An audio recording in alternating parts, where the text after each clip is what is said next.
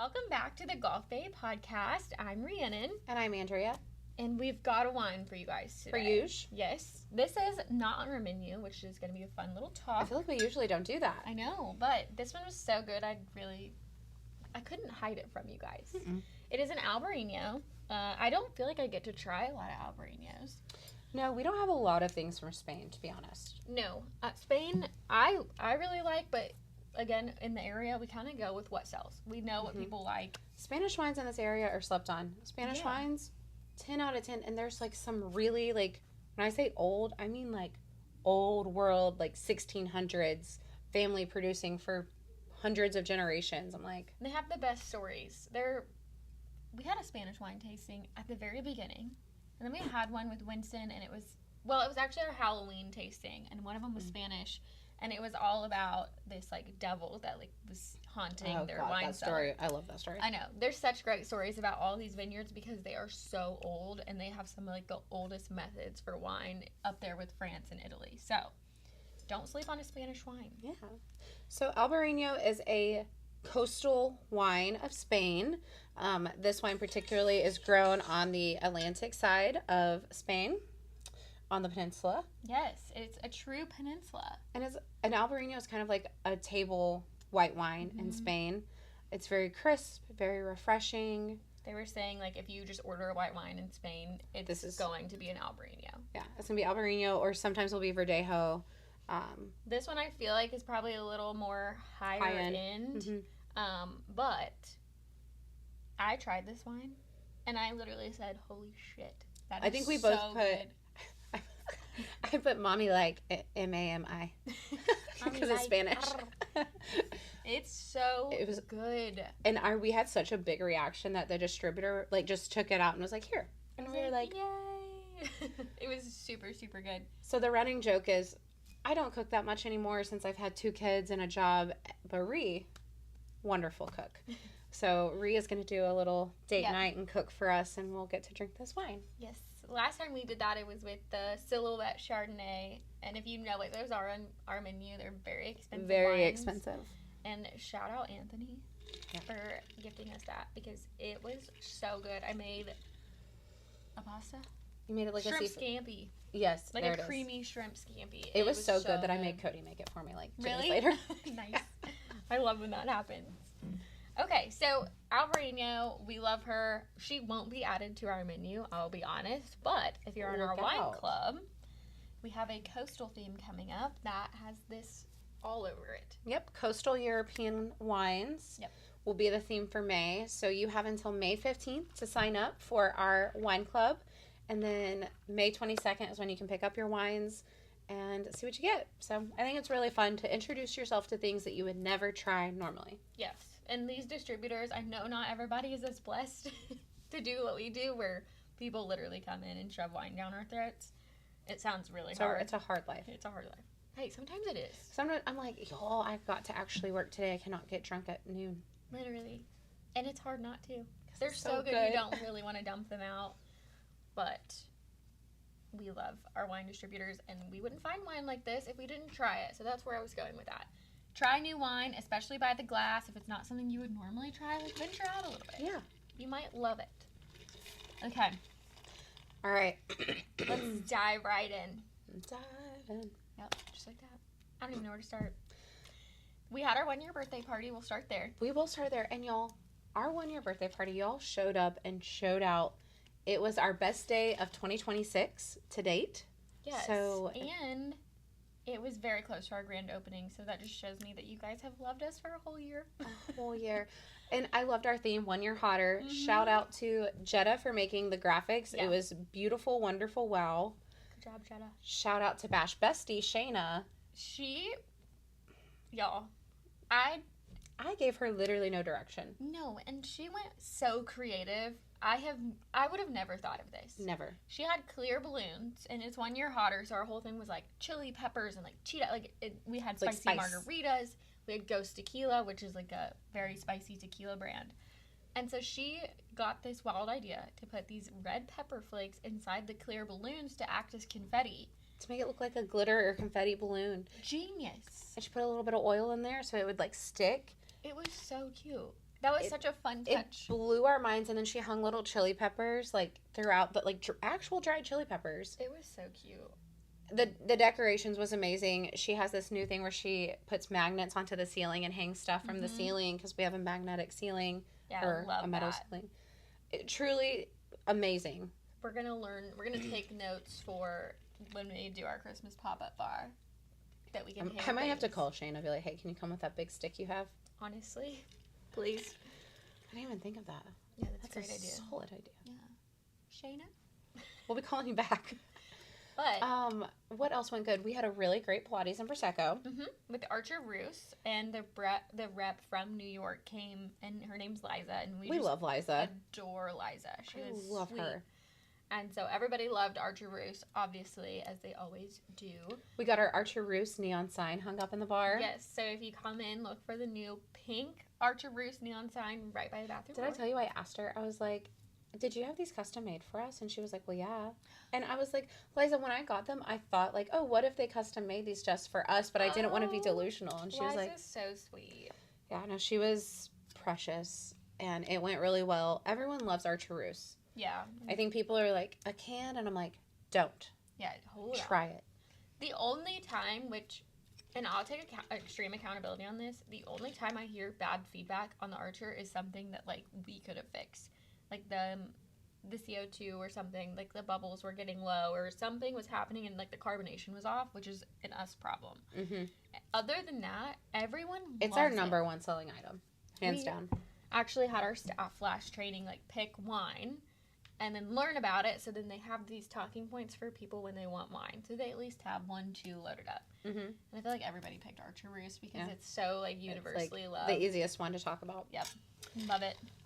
Like you mentioned, we had Ghost Tequila. So Ghost Tequila came. They came for 2 or 3 hours, set up a table, gave out samples. We sold some spicy margs. That was really cool that they did that, because we just got Ghost Tequila.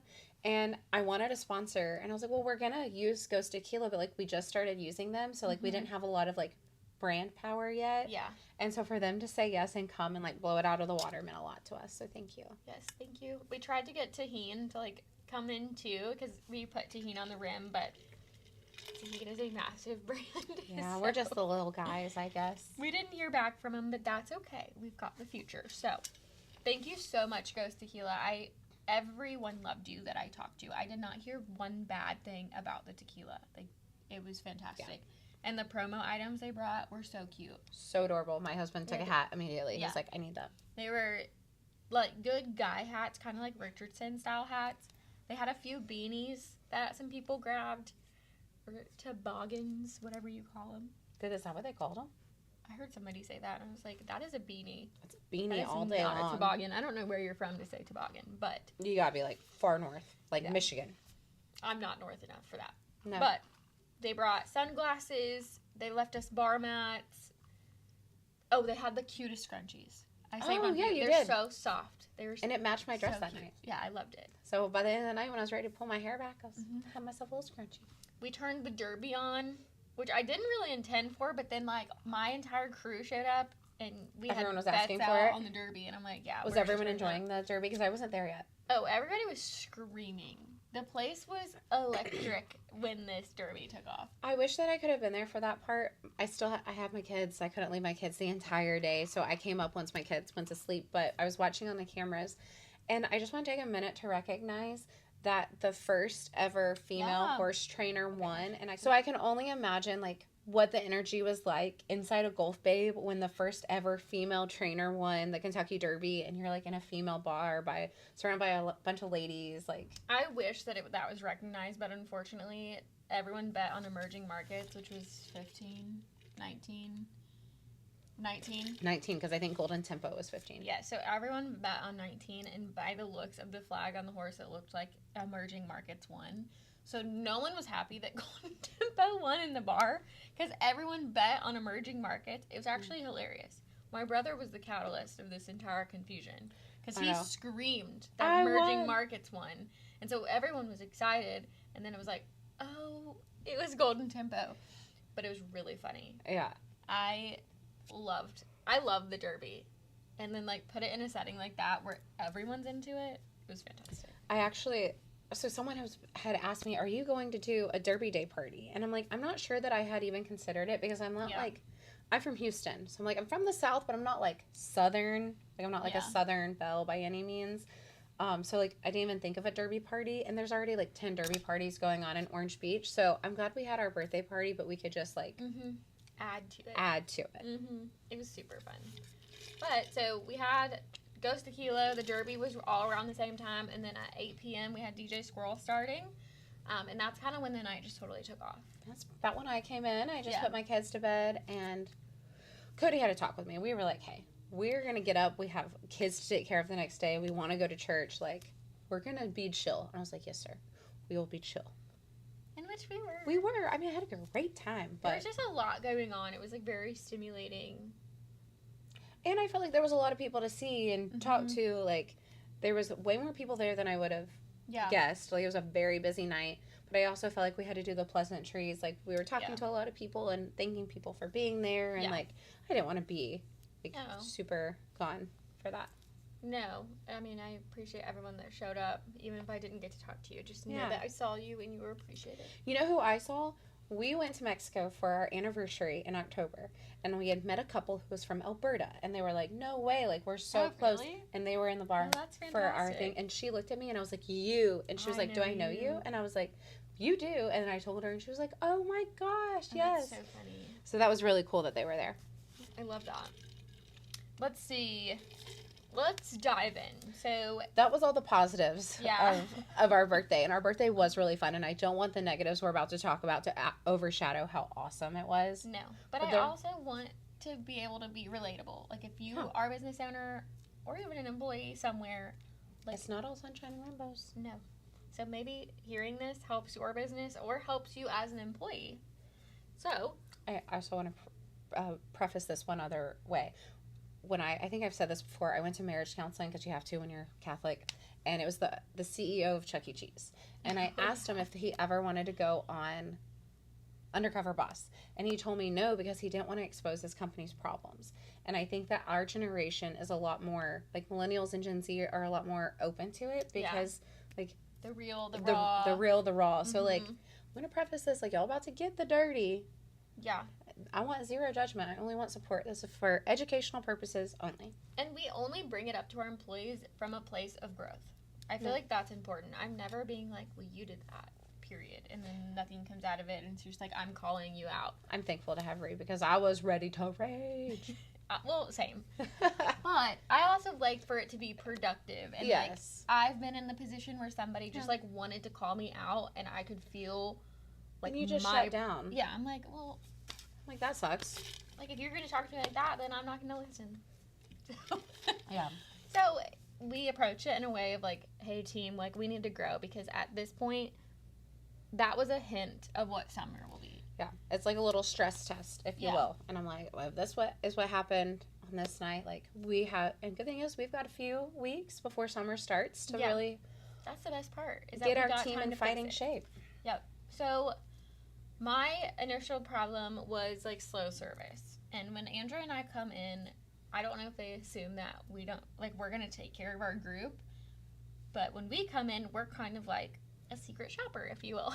We're testing out how service is going. Like, I want them to treat me like anybody else. I want to be a guest. Like, I don't want to come in here with my family and friends and work. Like, I'm here to enjoy it. Yes. So if you've ever came to Golf Babe and felt like service is slow, just know that that is something that we're working on. I don't know why the entire world is calling me right now, but we are working on service timing. I think that's important. I think everybody deserves to be checked in and communicated with.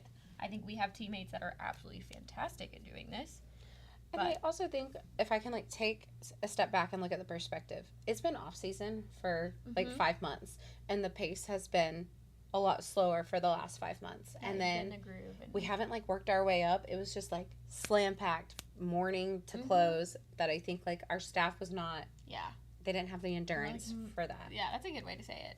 And if this puts anything into perspective, we've been open for a year and we've had some very great nights. And that was the third best night we've had in sales. Ever. And so even if you worked the other 2 fantastic nights, nothing could really actually prepare you for that type of business.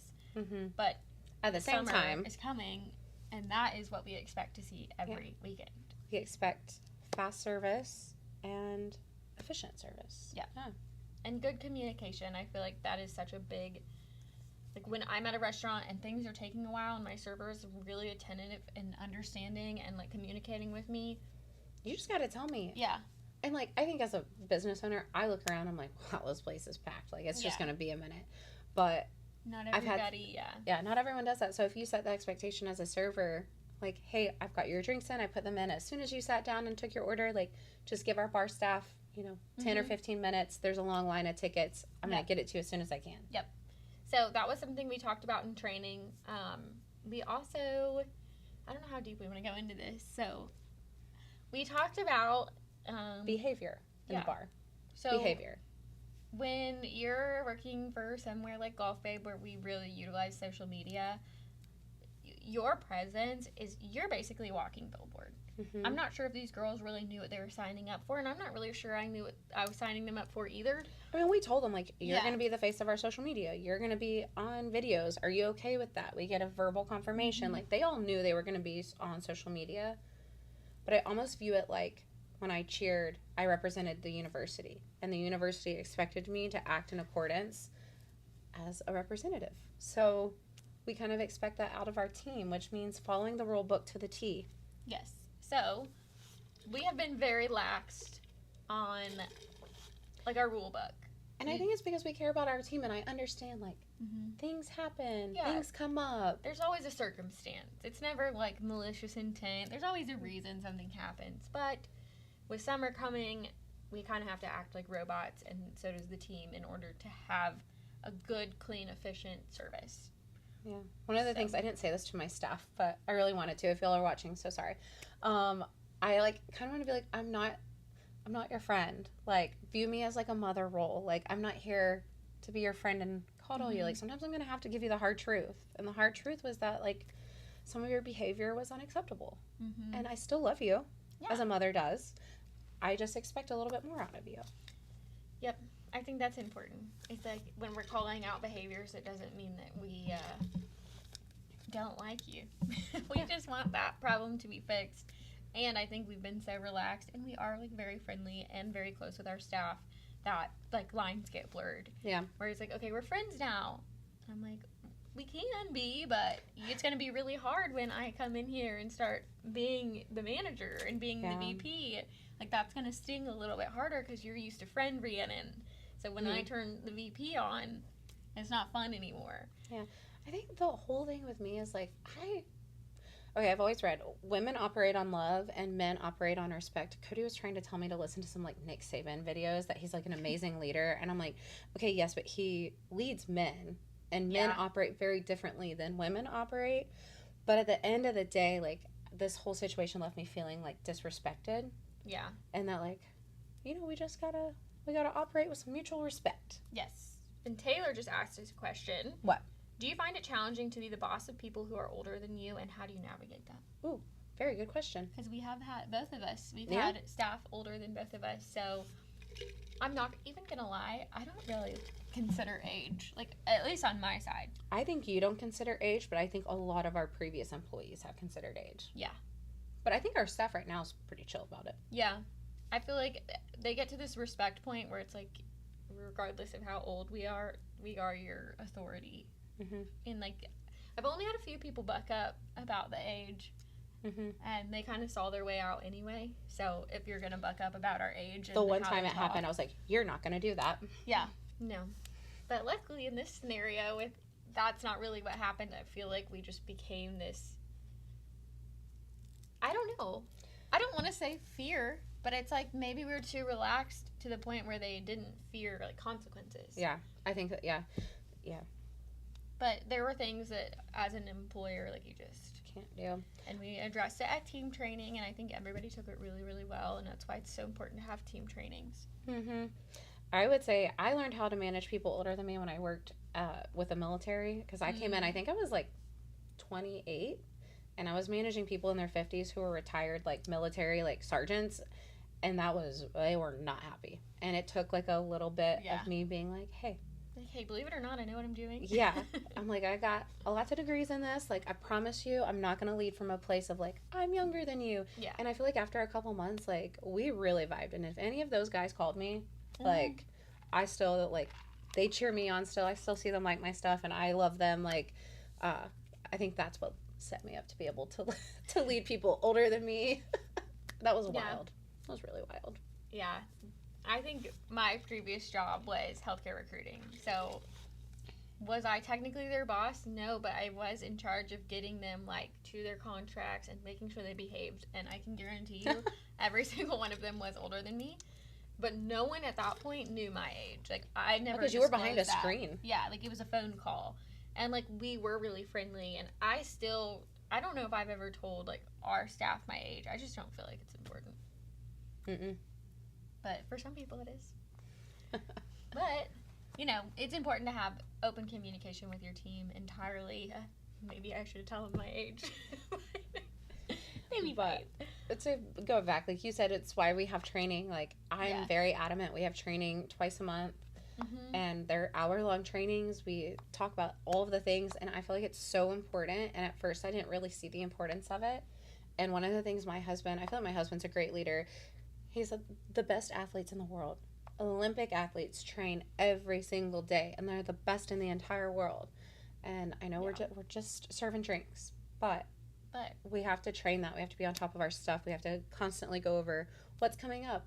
What are our recipes? What are our wines? Like, we're always circling back. These girls have a lot to juggle in their jobs, believe it or not. There is so much going on and so many things that could go wrong that if the whole team is not on the same page, it is hard. And in the service industry, it is hard to have mandatory meetings. Mm-hmm. But we do our best to, like, call people in, make sure that they can attend at a later date, or we'll catch them up. But everybody hearing, like, our notes is very important. Yeah. So team trainings help a lot. We addressed a lot this week. We hope to see improvements moving forward. And I think it's important as a business owner, as an employee, to be able to give and get criticism. Mm-hmm. It's not comfortable. One thing that I'm super big on is extreme ownership, which is both my husband always talks about, and I've really tried to implement in my life, is, like, if something goes wrong, I think about it and I'm like, well, why did it go wrong? Yeah. And, like, what could I have done as a leader to make sure that tonight didn't go wrong? Yeah. And I'll be the first one to tell my staff, I did not set you up for success because, for example, this weekend I didn't have a busser. Didn't think it'd be that big of a deal. It was a big deal. We needed a bar back and busser combo, and yeah, we kind of both jumped in at the end of the night because we were like, oh crap, like, they cannot keep up. And that's, again, we give ourselves accountability here. We should have foreseen that problem. I also think Cody and I were talking about this because a situation in our personal life. But one of the things in my old job, like, I was an auditor for, like, environmental, like, programs. Like, mm-hmm. I upheld the environmental laws and regulations of this country. And if you had an infraction, you had to look at what you did, find out why was there a breakdown? Like, why didn't you follow the law? Like, did you not have training? Did you not have an SOP? Like, what were the things that led up to that? And so I feel like anytime, whether it's personal or professional, I'm like, okay. And I ask why. Like, you have to ask why 5 times. They call it the 5 why. And I'm like, well, why did that happen? Well, why did that happen? And then how could I stop that from ever happening again? And it was a situation of my child at the school. And I'm like, so solutions oriented. I'm like, well, how can we make sure this never happens? Yeah. Well, that's important.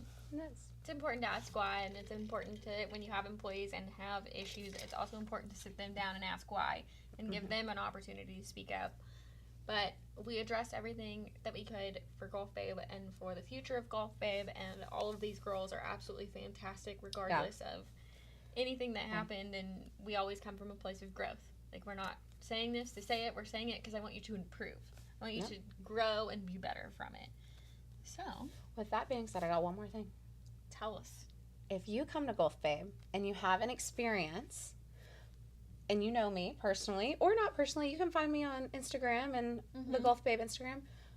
If you need something corrected, please come to me. We will gladly solve any problem that you have. Our manager on staff will gladly solve any problem. Or text the Golf Babe phone. If you don't feel comfortable speaking up, text the Golf Babe phone. I feel like I get a lot of reviews online that are like problems that I could have solved for you or problems that I can't solve. and it's just kind of the way the world works. Like you can't bring a baby. That one happens so often. People are so mad. I'm like, I'm sorry. I can't change that. But, you know, try to solve it before leaving a bad review online. Please. We're a small business. So, call the Golf Babe phone, text the Golf Babe phone, and if you know either one of us, do not hesitate to tell us, because we try to grow. We don't want it to remain a bad experience. You're not going to hurt my feelings. No, I want to fix it. I want to know. So, thanks, babes. Yeah, thanks for coming along. This has been fun. I like doing the lives while we podcast. This is super cool. Make sure y'all join in the live next time, and then maybe we'll have some more activations, and you guys can chat with us as we go. I also don't know which camera to look at. I know, I look at this one, and TikTok's over there. But we'll see you next week. Bye. Bye.